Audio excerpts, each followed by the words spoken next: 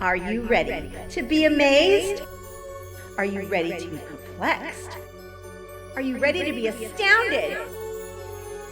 Well then, you're ready for the master illusionist, Christina the Great. And here she is now, Christina the Great. Thank you so very much, everyone. Today, I'm going to bring to you some great illusions that will have you wondering what in the world you are seeing. Could what you are seeing possibly be true? Well, it can be if your name happens to be Christina the Great.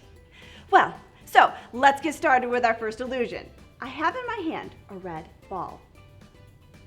But did you know this red ball has amazing talents? It can make itself disappear and reappear. Let me show you what I mean. I'm going to put the red ball inside this golden cup. I'm going to put the cup on the table. Now, I am going to wave my wand, and when I lift the cup up, there's no ball. What happened? The ball has disappeared. Wow! Don't you sometimes wish you had the ability to disappear? Especially when you think you might be in trouble. Well, but we know we don't want the ball to stay gone forever. So I'm going to put it back on the table. I am going to click it with my magic wand, and it's back. Isn't that amazing? I think it's so cool that this little red ball has such amazing talent. For my second illusion, we're going to talk about money. Have you ever wished you had a money tree in your backyard?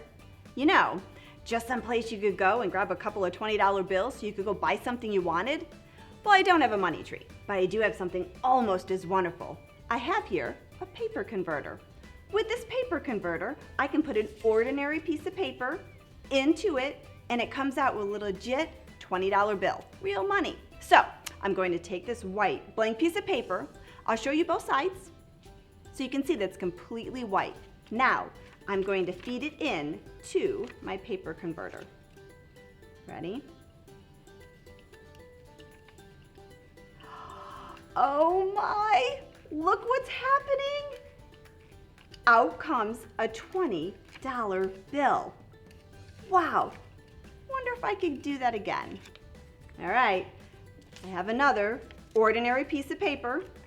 I'm putting it in my paper converter, and look, out comes another $20 bill. Sure enough, woohoo, I think I can go shopping later. It's a pretty handy machine to have. It would be a shame if I messed up one of those bills, wouldn't it? I mean, I don't know if a store would take my money if it had a big hole in it. But let me show you something. I have here in my hand an ordinary pen. Now I'm going to take the pen with some force and poke it through the bill and make a big pen-sized hole in the bill. You ready? All right.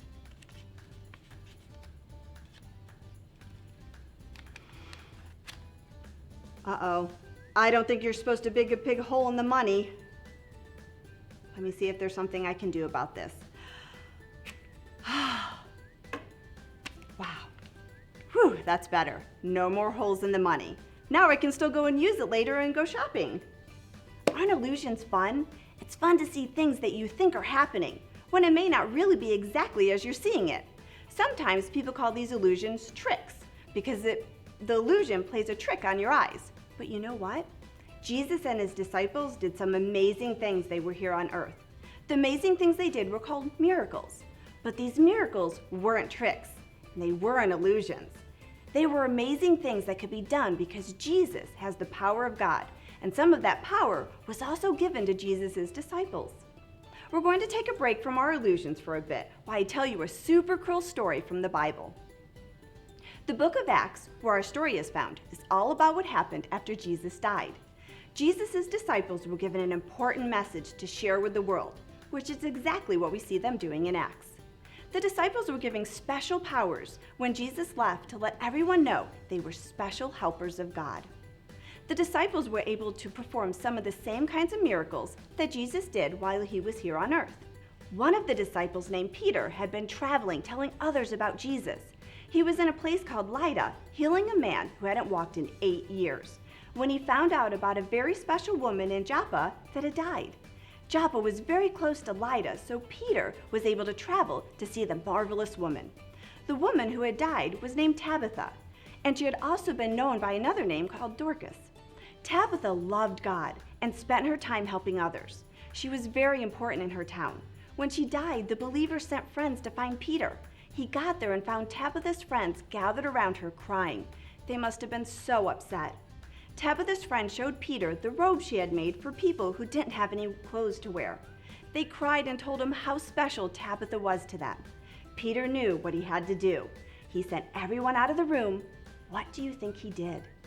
He got down on his knees and he prayed. When he was finished praying, he spoke to Tabitha. He told her, "Tabitha, get up." Do you think she got up? Yes, Tabitha opened her eyes and sat up. She saw Peter and he helped her stand up. Peter asked all the believers and Tabitha's friends to come. He showed them what God had done. They saw her alive and were amazed. This was not a trick. This was not an illusion. This was a miracle. All the people living in Joppa heard about the miracle of Tabitha coming back to life. Many of them put their faith in God and became followers of Jesus. Peter lived in faith. He believed that God could do great things and that God could use him to do great things. Because Peter believed, God used him to raise Tabitha from the dead. The believers in Joppa also lived in faith. They knew that God was using Peter to perform miracles, so they trusted that God could use Peter to bring their friend back to life. They had faith in God that he could work a miracle, and he did. Do you ever feel like living in faith is hard? Sometimes it is. It's hard to do what God says when we want to do our own things. All month we've been hearing incredible stories of people who believed that God was going to fulfill his promises. They lived in faith and it showed in their actions. We can choose to live in faith as well.